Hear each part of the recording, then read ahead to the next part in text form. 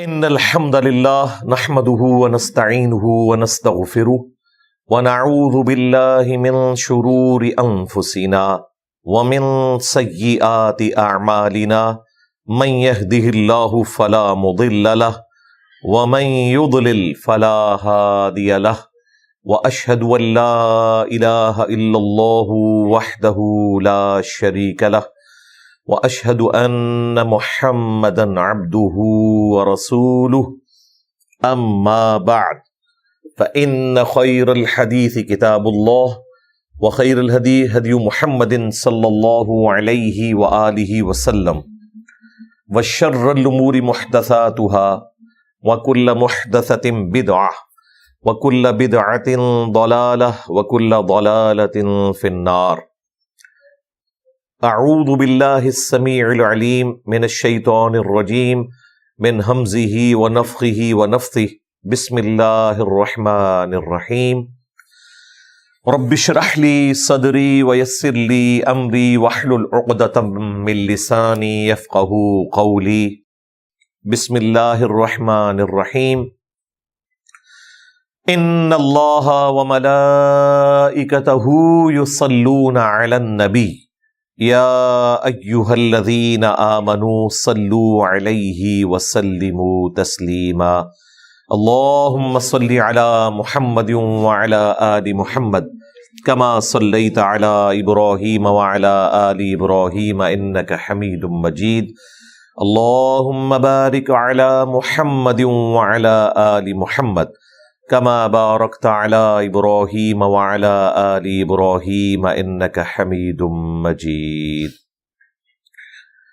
اللہم ربنا آتنا فی الدنیا حسنہ وفی الآخرۃ حسنۃ وقنا عذاب النار ربنا آتنا من لدنک رحمہ وہیئ لنا من امرنا رشدا لا الہ الا انت سبحانک انی کنت من الظالمین حسبنا اللہ ونعم الوکیل یا حی یا قیوم برحمتک استغیث ولا حول ولا قوة الا باللہ العلی العظیم آمین۔ الحمدللہ آج 29 ستمبر 2024 کو سنڈے کے دن ہماری یہ قرآن کلاس نمبر 195 کی اسٹوڈیو ریکارڈنگ ہونے جا رہی ہے۔ آج انشاءاللہ تعالی سورہ بنی اسرائیل کی آیت نمبر 41 سے ہم سٹارٹ لیں گے۔ اعوذ باللہ من الشیطان الرجیم بسم اللہ الرحمن الرحیم وَلَقَدْ صَرَّفْنَا فِي هَذَا الْقُرْآنِ، اور بے شک ہم نے قرآن میں مختلف قسم کی مثالیں بیان کی، مختلف انداز سے ہم نے بات کو سمجھایا، لِيَذَّكَّرُوا، تاکہ لوگ نصیحت حاصل کریں، وَمَا يَزِيدُهُمْ إِلَّا نُفُورًا، لیکن اینڈ رزلٹ یہ نکلا کہ سوائے ان کی سرکشی میں اضافہ ہونے کے اور نفرت میں بڑھنے کے کوئی حق بات انہوں نے قبول نہیں کی۔ یہ بڑی حیران کن بات ہے کہ سمجھانے والا اللہ ہے اور کتاب اس نے اپنے نبی پر نازل کی، اور آپ صلی اللہ علیہ وآلہ وسلم کا اخلاق پر مبنی انداز، اس کے باوجود اللہ تعالیٰ کہہ رہا ہے کہ سلیبس بھی بہترین، نازل کرنے والا بھی سب سے اعلیٰ عرفہ، اور جو ہستی اس دعوت حق کو آگے پہنچا رہی ہے اس کے اخلاق میں بھی کوئی جھول نہیں۔ اس کے باوجود جب جب قرآن کے ذریعے سمجھایا گیا تو ان کی سرکشی میں اضافہ ہی ہوتا چلا گیا۔ یہ ان لوگوں کے لیے جو حق بات کو قبول نہیں کرنا چاہتے، پھر انہیں ہر سچائی کی بات سے چڑ ہونا شروع ہو جاتی ہے۔ آج بھی آپ دیکھیں کئی لوگ ایسے ہیں جو دین سے، مذہب سے اتنے متنفر ہوئے ہوتے ہیں کہ انہیں بڑی کوفت ہوتی ہے اگر آپ کوئی مذہب پہ مبنی بات کریں۔ پیچھے ایک ٹریک ریکارڈ ہے ان کے شاید ان کی زندگی میں ایسے واقعات ہوں، مذہبی لوگوں سے متنفر ہوئے وہ، اس کی وجہ سے انہوں نے کنکلوڈ کر لیا کہ مذہب اور ان کے ماننے والے لوگ ایسے ہی ہوتے ہیں، یا پھر جب انہیں حق بات پتہ چلی انہوں نے اس کو نہیں قبول کیا اور اللہ کی طرف سے ان پر مہر لگ گئی، جو سورۃ الانعام میں آیا کہ ہم ان کی آنکھوں کو اور دلوں کو پھیر دیں گے حق بات قبول کرنے سے، جیسا کہ پہلی دفعہ جب ان پر حق کھلا انہوں نے حق بات سے روگردانی کی، اور اب اگر ان پر فرشتے نازل ہوں اور مردے قبروں سے نکل کے ان سے باتیں کرنا شروع کر دیں، یعنی آخرت کا وہ بتانا شروع کر دیں ان کو، اور ہر وہ چیز جس کا وعدہ کیا گیا، یعنی عذاب قبر، عذاب آخرت، فرشتے، یہ ان کی نظروں کے سامنے بھی آ جائے تب بھی حق بات کو قبول نہیں کریں گے۔ یہ ہے پوائنٹ آف نو ریٹرن، ختم اللہ علی قلوبہم وعلی سمعہم وعلی ابصارہم۔ تو یہ سٹیج آ جاتی ہے۔ اس کا قطعاً یہ مقصد نہیں کہ کوئی شخص یہ کہے کہ قرآن ایک ایسی کتاب ہے جو لوگوں کی گمراہی میں اور نفرت میں اضافہ کرتی ہے، نہیں، قرآن کی مثال اس رحمت کی بارش کی سی ہے جو اچھی زمین پر پڑتی ہے تو وہاں سے فصل نکلتی ہے، اور اگر تعفن والی جگہ پر پڑتی ہے تو وہاں سے بدبو پھیلتی ہے۔ وہ تعفن خود انہوں نے اپنے لیے کمایا ہوا ہے، ورنہ اللہ تعالیٰ نے تو اس کتاب کے بارے میں کہا کہ یہ انسان کے روحانی امراض کی شفا کے طور پر نازل ہوئی ہے، اس کی صفائی کرنے کے لیے ہے، اور اس میں کوئی تفریق نہیں ہے کہ یہ اہل ایمان کے لیے ہدایت ہے اور کافروں کے لیے نہیں ہے۔ ھدی للناس وبینات من الہدی والفرقان۔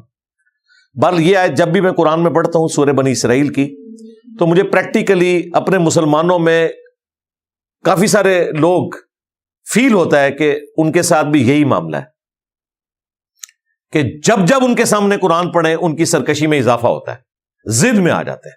جو لوگ توحید سے برگشتہ ہیں، آپ ان کے سامنے توحید سے متعلق آیات پڑھنا شروع کریں ان کا چہرہ لٹکنا شروع ہو جائے گا۔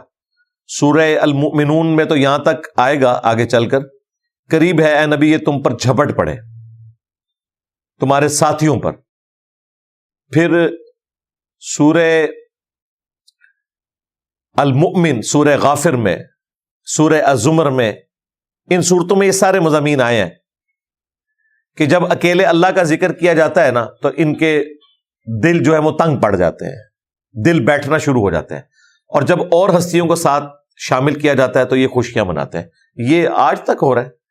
ہمارے ایک بھائی جو اس دعوت حق سے متاثر ہوئے، وہ عالم دین تھے لیکن انہوں نے اپنا سٹیٹس ڈسکلوز نہیں کیا اور مسجد میں آہستہ آہستہ دعوت توحید بیان کرنی شروع کی۔ تو ایک دو جمعوں کے بعد ہی لوگوں کو آئیڈیا ہو گیا، اور جو بڑے بوڑھے نمازی تھے انہوں نے ان مولانا صاحب کو کہا کہ تسی ہر ٹائم اللہ نو ہی دھوندے رہندے ہو، یعنی پنجابی کا محاورہ کہ استغفر اللہ تو بولی، کہ تم ہر وقت اللہ کے ذکر کرتے ہو۔ ویسے یہ تو ایک نوٹوریس مثال کے طور پر بات کی جاتی ہے نا، جیسے دھوبی کا کام ہر وقت کپڑے دھونا ہے تو وہ کہتے ہیں اللہ نو ہی دھوندے رہندے ہو تسی، کوئی بزرگاں دا بھی ذکر کریا کرو۔ حالانکہ مسلمان کو تو جیلس ہونا ہی نہیں چاہیے اللہ کے ذکر سے۔ بزرگ، انبیاء، اہل البیت، اصحاب، ان سب کی زندگی کا مقصد کیا تھا؟ اللہ کا تعارف کروانا۔ تو یہ حقیقت بات ہے کہ جو لوگ توحید سے دور ہو جاتے ہیں ان پہ شیطان کا ایسا غلبہ ہوتا ہے کہ جب جب آپ قرآن سے آیات پڑھتے ہیں نا تو ان کی سرکشی میں اضافہ ہوتا ہے۔ ریسرچ پیپر میں نے جو لکھا امام الانبیاء کی دعوت قرآن صلی اللہ علیہ وآلہ وسلم، اس سے پہلے میں نے قرآن حکیم سے چند ایک نوٹس ایک جگہ جمع کیے تھے، توحید پر مبنی آیات سکیٹرڈ فارم میں جو پورے قرآن میں ہے ایک جگہ، تو وہ فائل بنا کے ہم نا 2008-9 کی بات ہے نئے لوگوں کو دیا کرتے تھے۔ میں نے ایک اپنے اسٹوڈنٹ کو اس وقت دی جو کہ بریلوی فرقے سے تھا، تو اس پہ اتنا اثر ہوا کہ وہ ڈپریشن میں چلا گیا، اور اس نے آ کے رونا شروع کر دیا کہ مجھے تو لگتا ہے ہم تو ہے ہی مشرک ہیں قرآن پڑھ کے، حالانکہ ترجمہ بھی اعلیٰ حضرت کا دیا ہوا ہے. تو باقاعدہ اس کے والد صاحب آئے کہ جی میرے بچے کو آپ نے پاگل کر دیا قرآن دے کے، اور وہ بچہ وہ تھا جو حافظ قرآن بھی تھا. یعنی ہم لوگ حافظ قرآن کے لیے بھی یہ پسند نہیں کرتے کہ وہ قرآن کا فہم حاصل کرے، کیونکہ ہمارے عقائد اور نظریات قرآن کے مخالف ہیں. تو واقعی ایسا ہوتا ہے کہ جب قرآن آپ کی صفائی کرتا ہے نا، اگر آپ نے قرآن کی دعوت کو ایکسیپٹ نہیں کیا تو کچھ عرصے بعد اسے ریزسٹ کر کر کے آپ کے اندر اس طرح کی ریزسٹنس پیدا ہو جائے گی کہ پھر آپ کے عقیدے کے خلاف اگر کوئی آیت حدیث بھی پیش کرے گا نا، آپ کو اس آیت اور حدیث سے بھی نفرت ہوگی، آپ کی نفرت میں اضافہ ہی ہوگا. اللہم ثبتنا علی القرآن، آمین.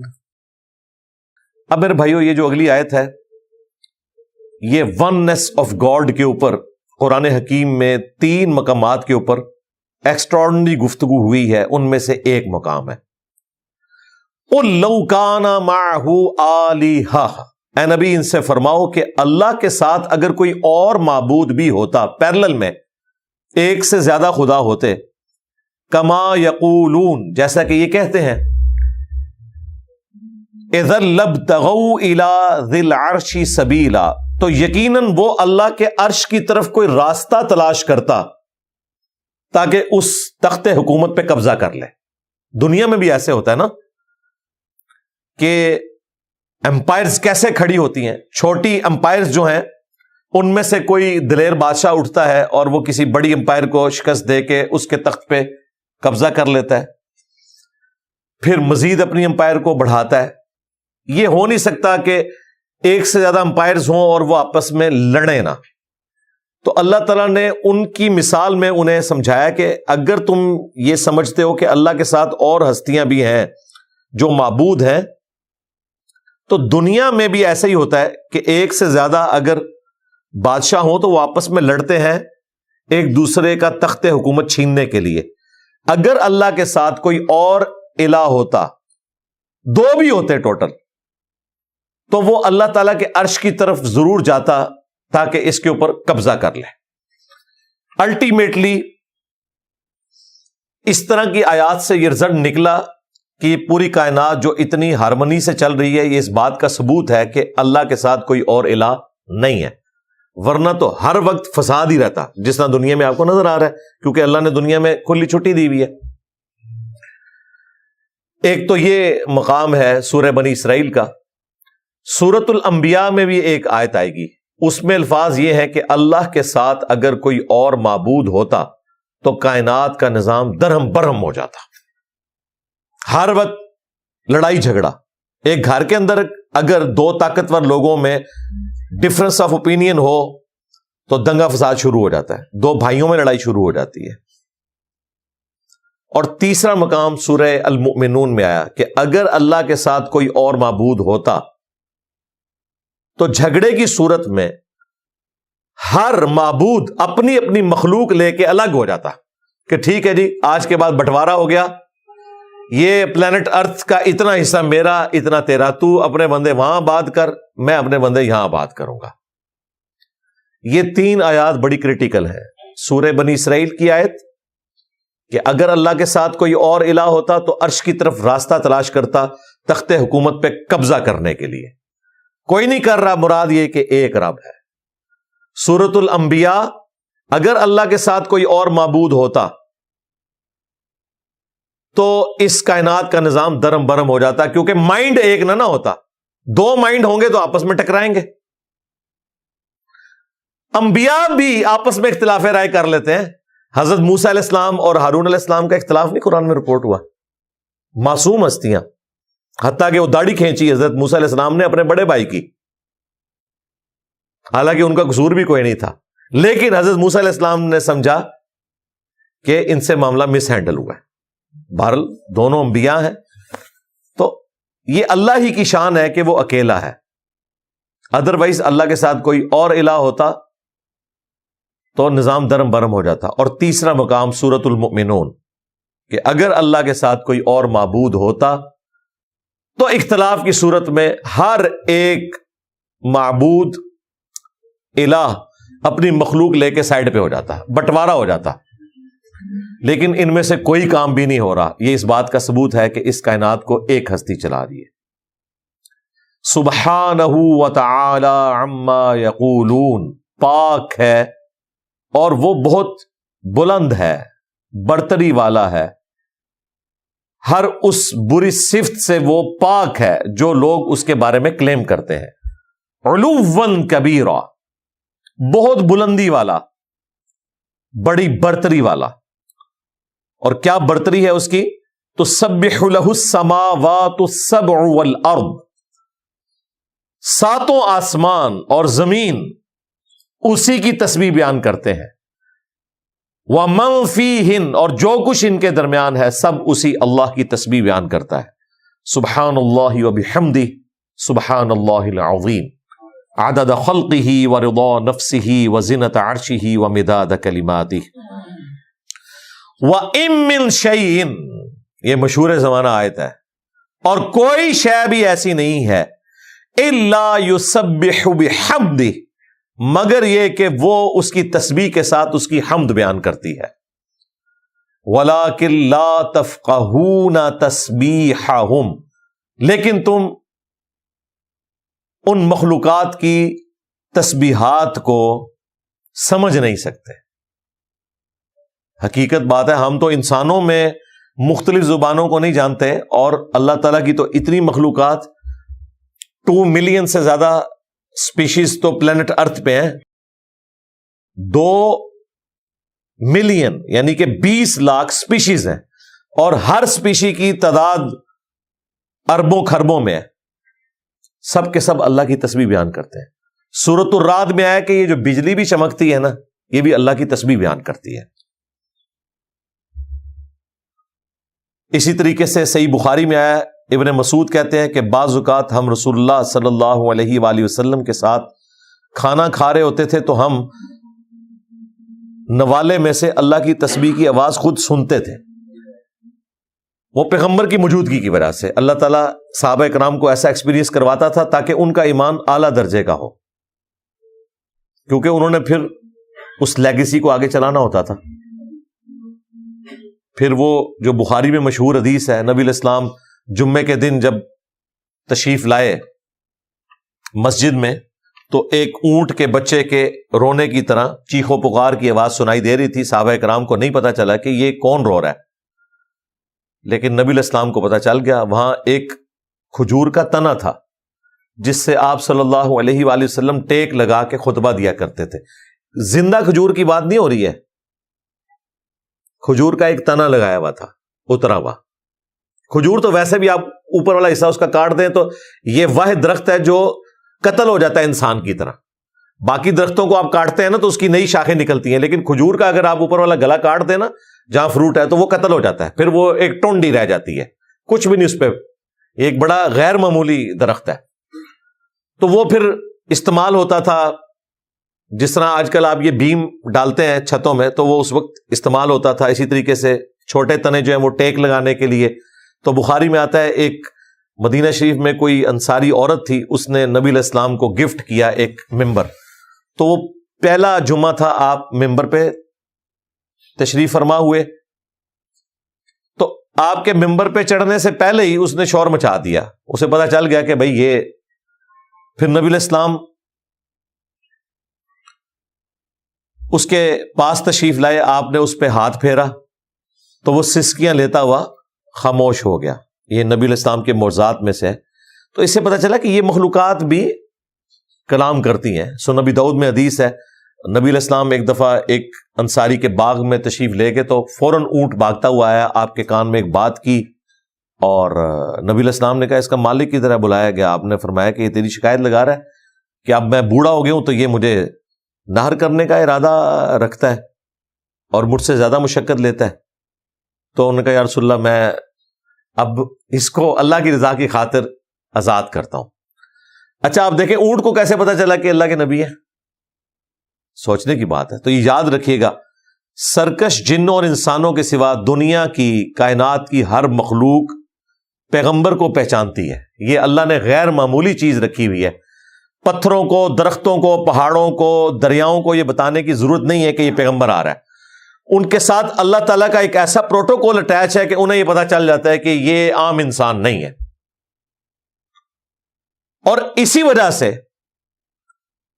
صحیح مسلم میں آتا ہے نبی علیہ السلام نے حجۃ الوداع کے موقع پر 63 اونٹ خود نہر کیے. 100 اونٹ یمن سے حضرت علی لے کے آئے تھے، 63 آپ نے کیے، 37 حضرت علی نے کیے. اور احادیث میں ملتا ہے کہ نبی علیہ السلام کو کسی اونٹ کو نہر کرنے کے لیے کوئی پروٹوکول دینے کی ضرورت نہیں پڑی ہے، کیونکہ جانوروں کو پتا ہے ہم اللہ کے لیے قربان ہو رہے ہیں اور یہ اللہ کے پیغمبر کر رہے ہیں. وہ ان کے سامنے سر تسلیم خم کر دیتے تھے. اس قسم کے کئی واقعات ہیں.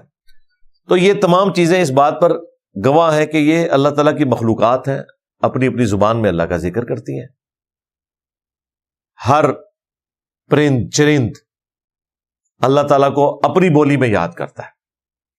جب بجلی کڑکنا یہ بھی اللہ کی تسبیح ہے تو باقی چیزیں آپ چھوڑ دیں. تو اللہ تعالیٰ ہمارا ہے کہ کائنات میں کوئی چیز ایسی نہیں ہے کہ جو اس کی تسبیح اس کے حمد کے ساتھ نہ کرتی ہو. دیکھیں یہ ہمیشہ یہی ذکر آیا ہے، تسبیح حمد، تسبیح حمد، تسبیح حمد. اور یہی نبی علیہ السلام نے ہمیں سکھایا، سبحان اللہ و بحمدہ. سبحان اللہ تسبیح اور اس کی حمد و بحمدہ. صحیح بخاری میں حدیث ہے، بلکہ بخاری کی یہ آخری حدیث ہے کہ 2 کلمات زبان پر بہت ہلکے ہیں لیکن میزان عمل پر بہت بھاری ہیں. سبحان اللہ و بحمدہ، سبحان اللہ العظیم. پھر بخاری میں یہ بھی آیا کہ اگر اس سے کوئی بہتر تسبیح ہوتی تو اللہ تعالیٰ فرشتوں کو سکھاتا. فرشتوں کی بھی تسبیح یہی ہے، سبحان اللہ و بحمدہ، سبحان اللہ العظیم. اور دوسری فارم میں بھی آئی ہے، سبحان اللہ، الحمدللہ، لا الہ الا اللہ، اللہ اکبر. تسبیحات فاطمہ بھی ہیں. تو یہ کلمات اللہ تعالیٰ کو بہت زیادہ پسند ہیں. انہ کان حلیما غفورا، بے شک وہ حلم والا ہے، بخشنے والا ہے. حلم اس کا ایسا ہے کہ شرک ہوتا ہوا دیکھ رہا ہے، برداشت کر رہا ہے، ایک ہی دفعہ پکڑے گا. اور بخشنے والا بھی ہے، اگر کوئی توبہ کر لے تو بخش دے گا. اور ایسا بخشے گا کہ سورۃ الفرقان میں آیا، شرک سے بھی اگر کوئی شخص توبہ کر لے دنیا کی زندگی میں، ہم اس کے گناہوں کو بھی نیکیوں سے بدل دیں گے. اب یہ اگلی آیات بھی جو ہے یہ مسئلہ تقدیر سے متعلق ہے. وَإِذَا قَرَأْتَ الْقُرْآنَ، اور جب اے محبوب صلی اللہ علیہ وآلہ وسلم تم قرآن کی قرات کرتے ہو ان کافروں کے سامنے. کن کافروں کا ذکر ہو رہا ہے؟ کہ جنہوں نے حق پہچان لیا لیکن ہٹ درمی کی وجہ سے ان کے دلوں پہ اب مور لگ چکی ہے. تو پھر اللہ تعالیٰ کہتا ہے کہ اب میں نے یہ فیصلہ کر لیا کہ انہیں ہدایت نہیں ملے گی، تو میں کیا کرتا ہوں ایسے لوگوں کے لیے، جعلنا بینک وبین الذین لا یؤمنون بالآخرہ، ہم بنا دیتے ہیں ان لوگوں اور تمہارے درمیان. کون سے لوگ؟ لا یؤمنون بالآخرہ، جو آخرت کو نہیں ماننے والے، جان بوجھ کے انکار کر رہے ہیں نفس کی پیروی کی وجہ سے، اپنی مرضی کی زندگی گزارنے کی وجہ سے. حجابا مستورا، ایک ایسا پردہ جو نظر نہیں آتا. وجعلنا علی قلوبہم اکنہ، اور ان کے دلوں پر ہم غلاف چڑھا دیتے ہیں، ان یفقہوہ، کہ وہ بات کو سمجھ سکیں.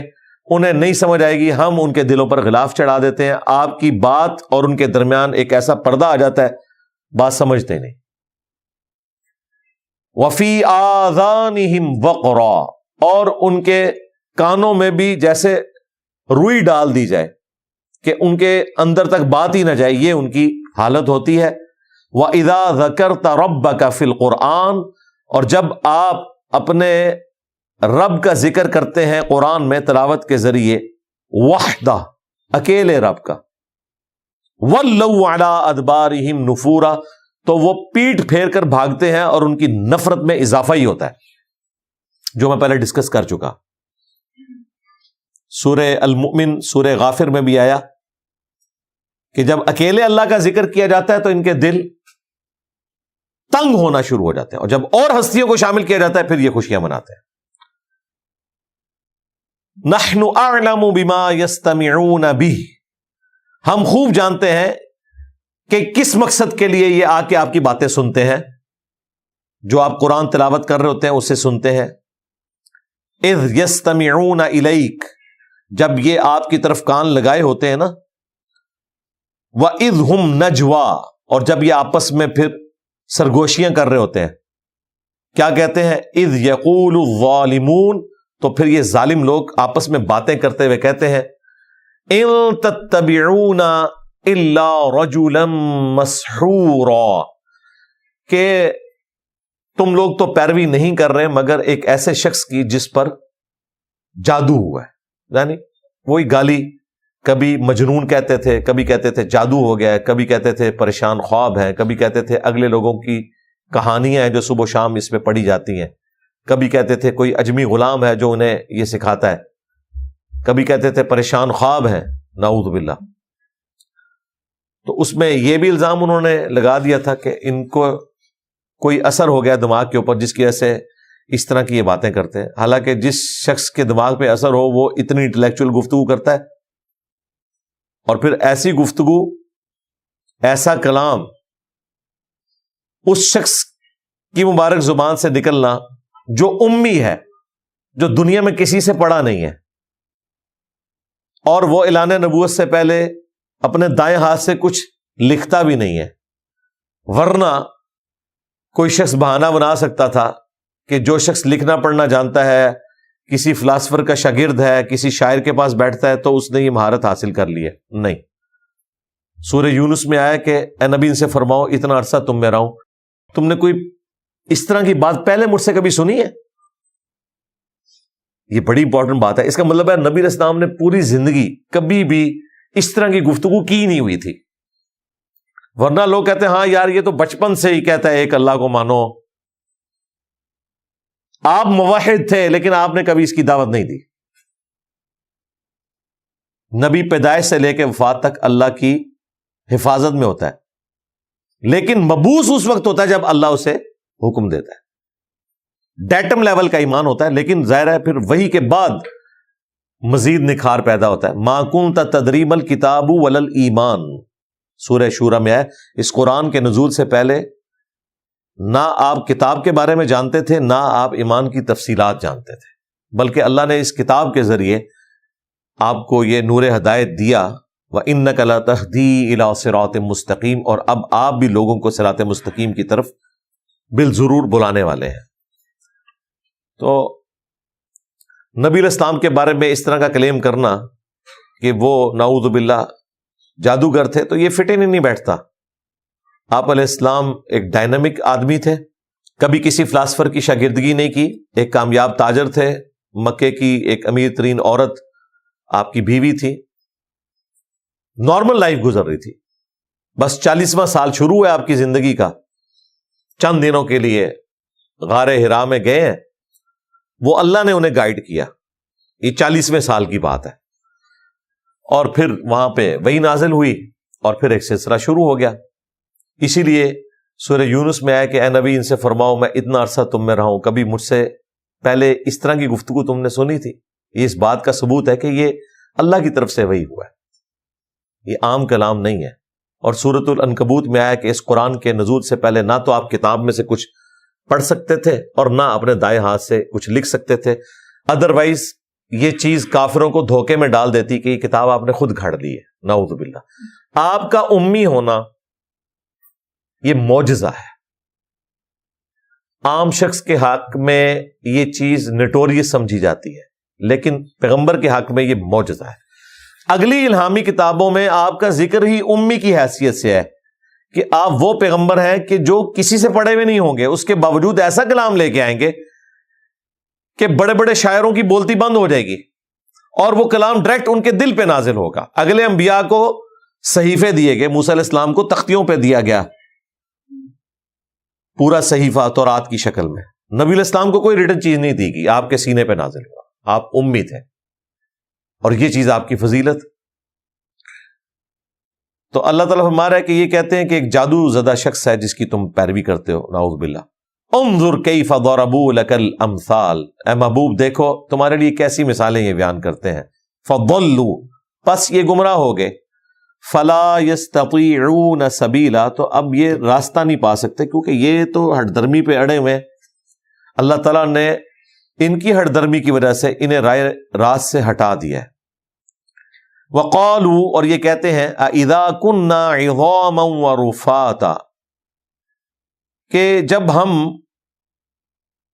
ہڈیاں ہو جائیں گے مرنے کے بعد اور چورا چورا ہو جائیں گے، ظاہر ہے ڈیکمپوز تو ہو جاتی ہے لاش، اِنَّا لَمَبْعُوثُونَ خَلْقًا جَدِيدًا، تو کیا سچ مچ ہمیں دوبارہ سے ایک نئی زندگی کے ساتھ اٹھایا جائے گا، تخلیق کیا جائے گا؟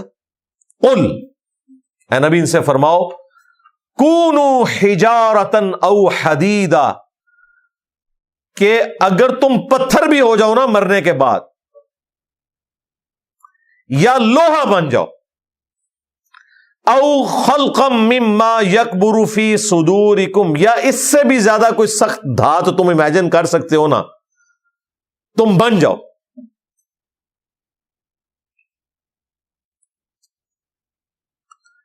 یعنی کہ پتھر بن جاؤ، لوہا بن جاؤ، یا اس سے بھی زیادہ کوئی سخت چیز بن جاؤ، تب بھی اللہ تعالیٰ تمہیں مرنے کے بعد زندہ کر لے گا۔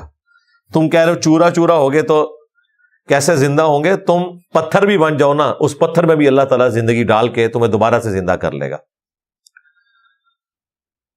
فَسَيَقُولُونَ مَن يُعِيدُنَا، تو یہ پھر کہیں گے کہ ہمیں وہ دوبارہ کون پیدا کرے گا مرنے کے بعد؟ قُلِ الَّذِي فَطَرَكُمْ أَوَّلَ مَرَّةٍ، اے نبی ان سے فرماؤ وہی پیدا کرے گا جس نے تمہیں پہلی دفعہ پیدا کیا تھا۔ پہلی دفعہ کام کرنا مشکل ہوتا ہے، دوبارہ کرنا مشکل نہیں ہوتا، ایکسپیرینس آ جاتا ہے۔ تو جس ہستی نے تمہیں پہلی دفعہ پیدا کر لیا ہے وہ دوبارہ پیدا کرنے پر بھی قادر ہے۔ فَسَيُنْغِضُونَ إِلَيْكَ، تو وہ پھر اب مسخرے پن کے ساتھ تمہاری طرف دیکھیں گے جب تم یہ جواب دو گے نا، رؤوسہم، اپنے سر کو ہلا کر، وَيَقُولُونَ مَتَىٰ، اور پھر وہ کہتے ہیں کہ اچھا چلو یہ تو ہو گیا، اب بتاؤ وہ قیامت کب آئے گی؟ اگلا سوال، ایک سوال کا جواب تھے، اگلی گل۔ قُلْ عَسَىٰ أَن يَكُونَ قَرِيبًا، اے نبی تم فرماؤ قریب ہے کہ وہ قیامت تمہارے بالکل پاس آ چکی ہو۔ باقی جگہوں پر آیا کہ قُلْ إِنَّمَا الْعِلْمُ عِندَ اللَّهِ وَإِنَّمَا أَنَا نَذِيرٌ مُبِينٌ، اے نبی یہ تم سے پوچھتے ہیں کہ وہ قیامت کا دن کب آئے گا جس کا وعدہ دیا جاتا ہے، تم فرماؤ اس کا علم اللہ کے پاس ہے، میں تو نہیں مگر صاف ڈر سنانے والا۔ یہاں پر بھی یہ کہا گیا ہو سکتا ہے قریب ہو، مجھے کیا پتا، اس اعتبار سے تو قریب ہے جو بخاری مسلم میں حدیث ہے کہ جو مر گیا اس کی قیامت قائم ہو گئی، اس کے لیے تو قیامت آخرت کی زندگی شروع ہو چکی۔ یوم یدعوکم، جب اس قیامت کے دن وہ اللہ، وہ پیدا کرنے والی ہستی تمہیں بلائے گی نا، فتستجیبون بحمدہ، تو تم اس کی حمد کرتے ہوئے اسے جواب دو گے، وَتَظُنُّونَ إِن لَبِثْتُمْ إِلَّا قَلِيلًا، اور تم گمان کرو گے کہ تم تو دنیا کی زندگی میں نہیں رہے مگر بڑی تھوڑی مدت کے لیے۔ اچھا یہ آخرت میں اللہ تعالیٰ کہہ رہا ہے کہ تم اس کی تسبیح کرتے ہوئے لبیک کہو گے۔ ظاہر ہے جب آخرت آ گئی تو اب تو پتہ چل گیا کہ حق واضح ہو چکا ہے۔ سورہ قاف میں آیا نا کہ ہم نے تیری نظروں کے آگے سے پردہ ہٹا دیا تو آج تیری نگاہ بہت تیز ہے، تجھے نظر آ رہا ہے۔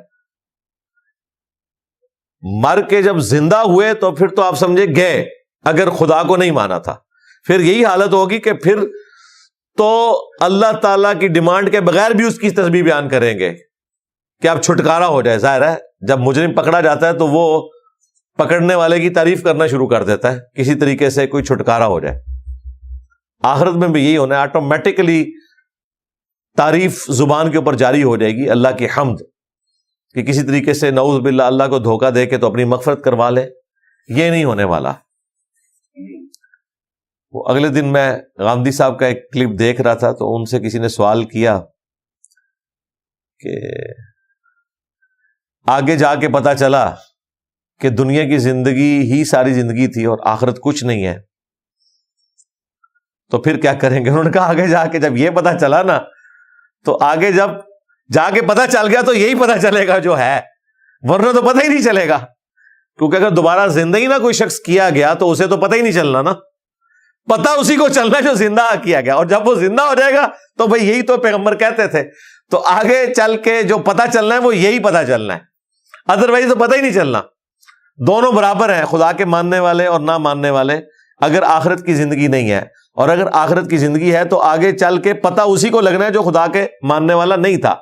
جو ماننے والا ہے وہ تو اپنے اس عقیدے پہ کھڑا ہے، اس کے لیے تو فائدہ ہی فائدہ ہے، لہٰذا یہ کہنا کہ آگے جا کے یہ پتہ چلا کہ دنیا کی زندگی ہی حرف آخر تھی اور آخرت کی زندگی نہیں تھی، آگے جا کے یہی پتہ چلنا ہے، کیونکہ آگے چل کے زندہ ہو گئے تو پھر یہی خبر ہے جو انبیاء کے ذریعے دی گئی، الہامی کتابوں کے ذریعے دی گئی کہ آخرت کا دن برحق ہے۔ اسی لیے دیکھیں اسلام کے بنیادی عقائد تین ہیں، عقیدہ توحید، عقیدہ رسالت اور عقیدہ آخرت۔ یہ بنیادی عقائد ہے، باقی سب اس کی کرولریز ہیں، باقی ساری چیزیں اس کے انڈر آتی ہیں۔ اللہ پر ایمان ہے تو یقیناً اس نے جو فرشتوں کا ذکر کیا، اس کے فرشتے ہیں وہ اللہ پر ایمان میں داخل ہیں۔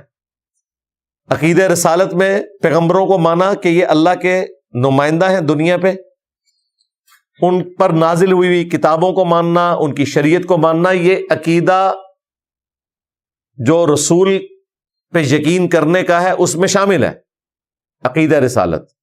اور عقیدہ آخرت، مرنے کے بعد اللہ کے حضور پیشی، خواہ وہ قبر میں ہو، آخرت میں ہو، الٹیمیٹلی جنت یا جہنم کا فیصلہ ہونا ہو، یہ ساری چیزیں عقیدہ آخرت میں آتی ہیں۔ لہٰذا اگر کوئی آپ سے پوچھے کہ اسلام کے بنیادی عقائد کیا ہیں، تو اسلام کے بنیادی عقائد تین ہیں، عقیدہ توحید، عقیدہ رسالت اور عقیدہ آخرت۔ باقی جتنے عقیدے ہیں وہ اس کے اندر ہی ہیں۔ نماز بھی ایک درجے میں عقیدہ توحید کے اندر آئے گی کہ آپ نے اس خدا کی عبادت کرنی ہے، اور کس طریقے پہ کرنی ہے وہ عقیدہ رسالت کے اندر آئے گی کہ پیغمبر نے بتانا ہے۔ آپ کوئی بھی عقیدہ اٹھائیں، کوئی بھی عمل اٹھائیں، ان تینوں میں سے کسی ایک جگہ لائی کرتا ہوگا۔ دنیا کی بے ثباتی، دنیا نے ختم ہو جانا ہے، آخرت کی زندگی حقیقی ہے، یہ ساری باتیں عقیدہ آخرت کے کانٹیکسٹ میں بیان ہوں گی۔ تو یہ تین بنیادی عقائد ہیں۔ تو مشرکین عرب میں ایسے لوگ بھی تھے جو اللہ کو مانتے تھے لیکن ساتھ شرک کرتے تھے، اور ایسے لوگ بھی تھے جو اللہ کو ماننے کے باوجود قیامت کے دن کو نہیں مانتے تھے، اور ایسے بھی تھے جو کہتے تھے کہ اگر بالفرض قیامت آئی تو جس اللہ نے ہمیں یہاں اتنا کچھ دیا ہے وہاں پہ بھی ہمیں وہی کچھ مل جائے گا، یہ بھی تو ہمیں بغیر محنت کے ملا ہے نا۔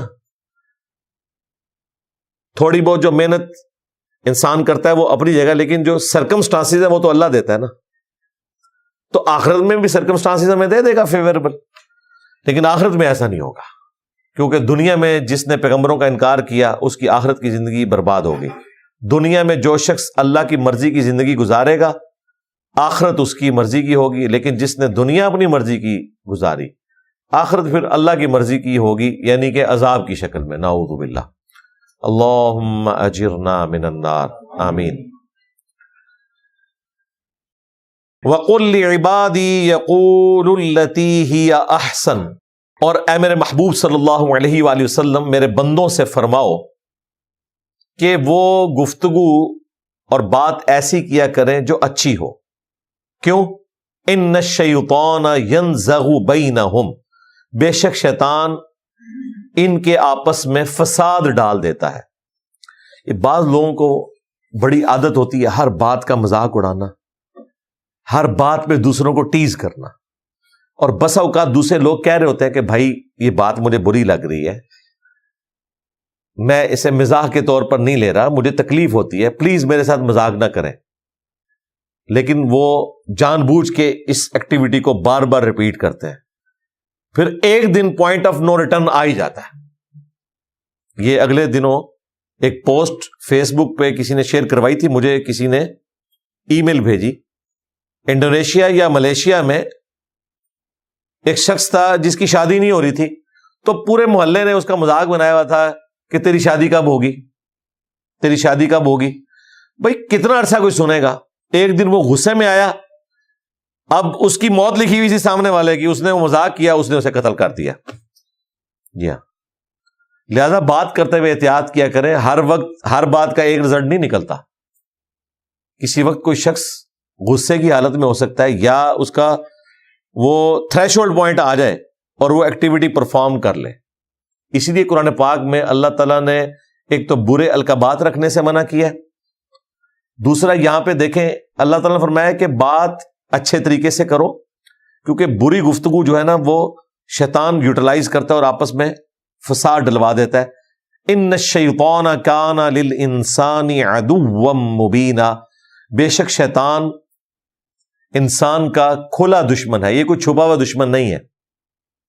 وہ ایسے موقعوں کی تلاش میں رہتا ہے، وہ چیزیں جمع ہوتی رہتی ہیں اور ایک دن بم پھٹتا ہے جی، اور لوگ کہتے ہیں پتہ نہیں جناب انہوں کیا ہوا، چنگا پلا سی. وہ چنگا پلا نہیں سی، وہ چیزیں جمع ہو رہی تھی. انسان کو خود دیکھنا چاہیے. میرا خیال ہے جب کوئی شخص آپ کو کہہ دینا کہ بھائی یہ میرا جو مذاق ہے آپ کے ساتھ وہ اس ریڈ لائن کو عبور نہ کرے، یا اب سے آپ نے میرے ساتھ مذاق نہیں کرنا، تو اس کی بات کو سیریس لینا چاہیے. بعض اوقات لوگ نہیں لیتے، اور خصوصاً آپ بچپن میں اپنی کلاس میں کئی ایسے بچوں کو جانتے ہوں گے. میں تو اب یاد کر کر کے نا بڑا پریشان ہوتا ہوں. میں تو اپنے بچوں کو یہ بتاتا رہتا ہوں کہ کلاس میں آپ نے کسی کا مذاق نہیں اڑانا. ہمیں اس طرح کی باتیں نہیں سکھائی جاتی تھی، اتنا ویژن ہی لوگوں کا نہیں ہوتا تھا، بلکہ وہ بچہ جو کلاس میں دوسرے بچوں کا مذاق اڑاتا ہے نا، اسے سمجھا جاتا تھا کہ یہ بڑا انٹیلیجنٹ بچہ ہے، یہ خوبی کے طور پر مانا جاتا تھا. اور جس بچارے کا مذاق اڑایا جاتا تھا اس کا تو مینٹل ماڈل ہی بعض اوقات بدل جاتا ہے پوری زندگی کے لیے. کئی اسکولوں میں ایسے بچے ہیں وہ آگے پڑھ ہی نہیں پاتے. ہر بندے کی قوت برداشت ایک جیسی نہیں ہوتی ہے. بعض لوگ برداشت کر لیتے ہیں، بعض لوگ نہیں کرتے. اس طریقے سے کوئی شخص زیادہ موٹا ہے، اسے لوگ چھیڑتے ہیں بار بار. چلے کبھی کبھار کوئی ایک بات ہوگی، لیکن اس کا نام ہی وہ رکھ دینا اور ہر موقع پر اس کے اوپر اس طرح کا کوئی جملہ کس دینا، یہ بالکل غلط بات ہے. ٹھیک ہے، اگر آپ کو کوئی بات بری لگ رہی ہے، آپ نے ایک دفعہ سمجھا لی، ٹھیک ہے، دیٹس آل. اب لٹ لے کے اس کے پیچھے پڑ جانا کہ میں اسے ہدایت دے کے رہوں گا، یہ بڑی سخت زیادتی والی بات ہے، کیونکہ اس سے لوگ پھر چڑھتے ہیں. ایون آپ جو دین کی دعوت بھی دے رہے ہوتے ہیں نا، وہ زبردستی اس میں بھی کرنے کی کوشش کریں اور لوگوں کا مذاق اڑانے کی کوشش کریں گے تو لوگ آپ کی دین کی بات کو بھی سیریس نہیں لیں گے. ہو سکتا ہے آپ دین کی بات کریں اور بعض اوقات لوگ ایسے بھی ہوتے ہیں جو کلمات کفر بھی بول دیتے ہیں. آپ کسی کو زبردستی کہہ رہے ہیں نماز پڑھ، وہ کبھی غصے میں آئے گا نہیں پڑھتا جا. اب وہ نماز کا انکار نہیں بیسیکلی کر رہا، وہ اس بندے کے ایٹیچیوڈ کی وجہ سے کر رہا ہے. یار پیغمبروں کو بھی اللہ تعالیٰ نے کہا ہے وما علینا الا البلاغ، تمہارا کام نہیں سوائے پہنچا دینے کے. دونوں اینگل سے کہا. ایک تو یہ کہا کہ آپ نے اپنے آپ کو مشقت میں نہیں ڈالنا، ما انزلنا علیک القرآن لتشقى الا تذکرۃ لمن یخشی، قرآن اس لیے نازل نہیں ہوا کہ اے نبی آپ مشقت میں پڑ جائیں، یہ تو نصیحت ہے اس کے لیے جو ڈر جائے. اپنے آپ کو آپ نے تنگ نہیں کرنا. اور دوسرا اس اعتبار سے بھی کہہ دیا کہ آپ کا کام صرف پہنچانا ہے، آگے ہدایت دینا آپ کا کام نہیں ہے. نہ آپ زبردستی کسی کو ہدایت دے سکتے ہیں جب تک اس شخص کے اندر خود ہدایت قبول کرنے کا مادہ نہیں ہوگا نا، وہ کبھی بھی حق بال قبول نہیں کرے گا. انک لا تہدی من احببت ولکن اللہ یہدی من یشاء. اے نبی جس سے تم محبت کرتے ہو اسے ہدایت نہیں دے سکتے، جسے اللہ چاہے گا ہدایت دے گا، یعنی جو چاہے گا کہ اسے ہدایت ملے اسے ہدایت مل جائے گی. تو اس لیے بار بار اس چیز کو ایمفسائز کرنا. پھر اس میں بعض اوقات جو نیکوکار لوگ ہیں ان میں بڑا تکبر پیدا ہو جاتا ہے. مسند احمد میں حدیث ہے کہ ایک گنہگار شخص تھا، اس کا بھائی نیکوکار تھا، اور وہ نیکوکار کو اپنی نیکیوں کے اوپر بڑا تکبر تھا، اور وہ اپنے اس بھائی سے ایک دن غصے کی حالت میں کہتا ہے کہ اللہ کی قسم تجھے تو اللہ تعالیٰ کبھی نہیں بخشے گا. بس یہ جملہ اس کا بولنا تھا وہ اللہ تعالیٰ نے نوٹ کر لیا. مرنے کے بعد یہ ہوا کہ گناہگار کو اللہ نے بخش دیا اور اس نیکوکار کو اللہ تعالیٰ نے جہنم میں پھینک دیا اور کہا کہ تو میرے بیاف کے اوپر کس طرح کسی شخص کا فیصلہ کر سکتا ہے؟ یہ تو میرا اختیار ہے کہ میں کسی کے ساتھ آخرت میں کیا معاملہ کروں۔ تو نیکیوں کا ایسا تکبر بھی نہیں ہونا چاہیے کہ انسان دوسرے کو ٹیز کرنا شروع کر دے۔ اس معاملے میں بھی لوگ ٹیز کرتے ہیں، اور بعض لوگوں کو جگت مارنے کی ایسی عادت ہوتی ہے کہ وہ پسے ہوئے جو اس معاشرے کا طبقہ ہے ان کے ساتھ اس طرح کی گفتگو کرنے میں اپنے لیے فخر محسوس کرتے ہیں۔ مجھے بڑی صحیح طرح یاد ہے کہ ہم جب اسکول پڑھتے تھے تو ٹانگے میں اسکول جایا کرتے تھے، تو وہ ٹانگے چلانے والوں میں ایک ٹانگے والا ایسا تھا، وہ بوڑھا، اس زمانے میں بھی اتنے بوڑھے تھے وہ جب ہم اسکول پڑھتے تھے، تو وہ بھی اسی اسکول کی طرف اپنے بچے لے کے آیا کرتا تھا، ہمارا ٹانگے والا دوسرا تھا، لیکن کبھی کبھار ہم اکٹھے بھی جا رہے ہوتے تھے نا، تو یہ نئے بازار سے وہ گزر کے تو وہ جایا کرتے تھے ادھر، یہ جو آپ کا ایف جی اسکول ہے، تو اس کو ہر دکان سے نا آواز لگتی تھی، کھائے ہو واپسی پہ۔ اچھا، ہمیں تو اس زمانے میں نہیں پتا تھا کہ یہ کیا بات ہو رہی ہے، اور وہ پورے راستے گالیاں دیتا تھا، اتنی اونچی اونچی گالیاں، حالانکہ اس نے فیمیل اسٹوڈنٹس بھی بٹھائی ہوئی ہوتی تھی۔ ہم کہتے تھے یار اس میں کون سی ایسی بات ہے۔ وہ جب ہم بڑے ہوئے تو پتا چلا کہ اس کے ساتھ کوئی اس طرح کا مس ہیپ ہوا تھا کہ اسے کسی نے دعوت کے بہانے بلایا، پھر اس کی پھینٹی لگائی، تو اس دن سے اس کی انہوں نے چھیڑ بنا لی کہ کھائے ہو، یعنی مراد مار کھائے ہو، پھر وہ گالیاں نکالتا تھا۔ اس طرح ہمارے معاشرے میں ایک بڑا مشہور ہے کہ بارش نہیں ہو رہی تو کسی بوڑھے آدمی کے اوپر آپ پانی پھینک دیں گرمیوں میں، پھر وہ آپ کو گالیاں نکالے گا اور بارش ہوگی۔ تو یہ بارشیں پہلے ہوا کرتی تھیں، اب نہیں ہوتی بھائی۔ اب اندر جاتا ہے کوئی پسٹل اٹھا کے سیدھا پھونک دیتا ہے، آپ کو جنت کی بارش میں پہنچا دے گا۔ دیکھ نہیں رہے آپ کس قسم کے واقعات ہو رہے ہیں؟ بجلی کے بلوں کے اوپر ایسا جھگڑا ہوتا ہے کہ بھائی نے بھائی کو قتل کر دیا۔ تو اس لیے کسی کا مذاق اڑانا، کسی کو ٹیز اس حوالے سے کرنا، یہ ایک شیطانی عمل ہے۔ اس سے شیطان دل میں نفرت ڈال دیتا ہے، اور شیطان انسان کا کھلا دشمن ہے، وہ تاک میں رہتا ہے کہ کس وقت میں ان کے درمیان پھوٹ ڈلواؤں اور لڑائی ہو جائے۔ آپ کتنے بڑے بڑے قتل و غارت کے واقعات سنتے ہیں، وہ چھوٹے سے واقعے سے سٹارٹ ہوئے ہوتے ہیں، چھوٹے سے واقعے سے۔ بچے لڑے ہیں، ماں باپ میں لڑائی ہوئی ہے، یعنی اس کا والد بھی آ گیا، اس کا والد بھی آ گیا، ایک دوسرے کو فائر مار دیا چھوٹی سی بات کے اوپر۔ اس لیے بچوں کی بھی تربیت یہ کریں کہ ان کے اندر کوئی فرونیت نہ آئے، اور اگر کوئی جینون بھی وہ شکایت لے کے ہیں تو پازیٹیولی ڈیل کریں، صبر و استقامت سکھائیں، بجائے یہ کہ بدلہ لینا ہے۔ کیونکہ دنیا میں زندگی اس طرح گزاری نہیں جا سکتی کہ آپ کو ہر چیز کا بدلہ دنیا میں مل جائے، دنیا میں تکلیف سے آپ کو گزرنا پڑے گا۔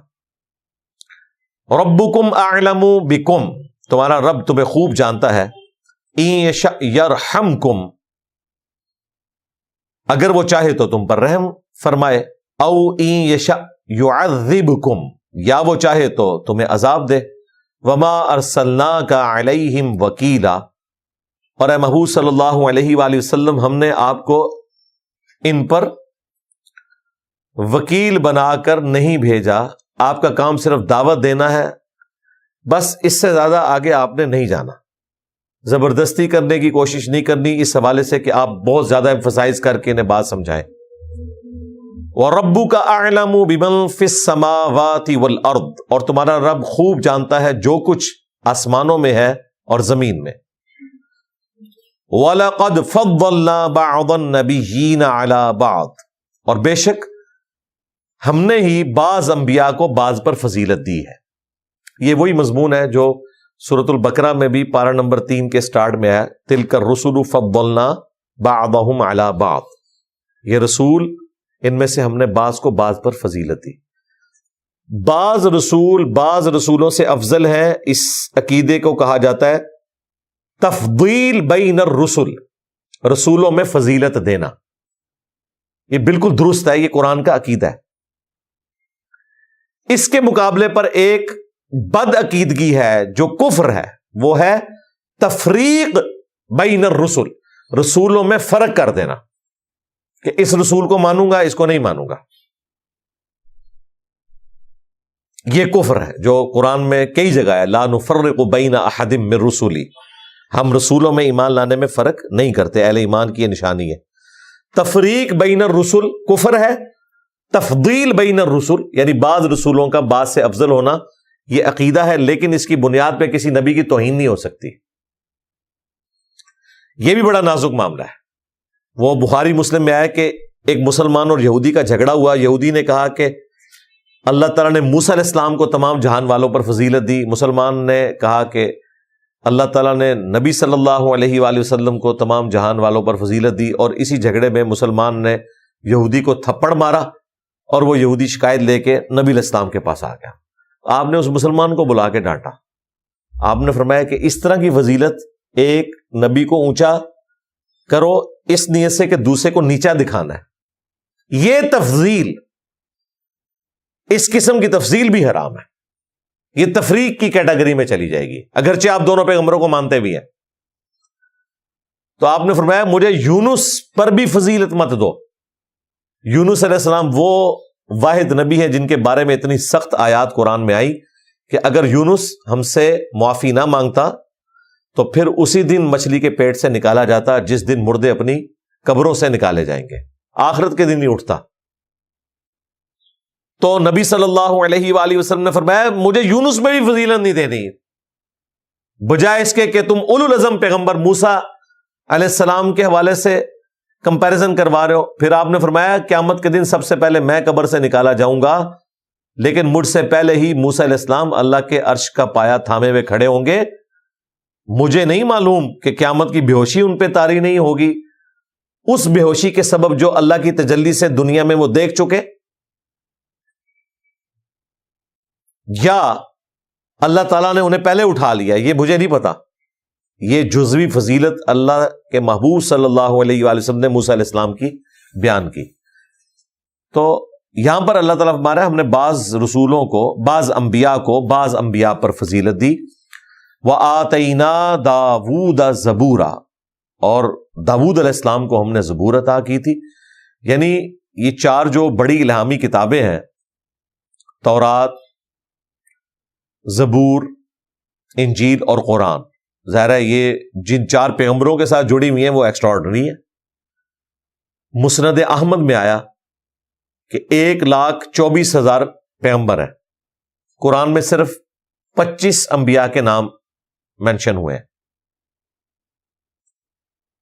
ان میں سے بھی 18 کا ذکر ایک جگہ آ گیا سورۃ الانعام میں، باقی انبیاء کا ذکر اللہ تعالیٰ نے سورہ الانبیاء میں، سورہ مریم کے اندر کر دیا،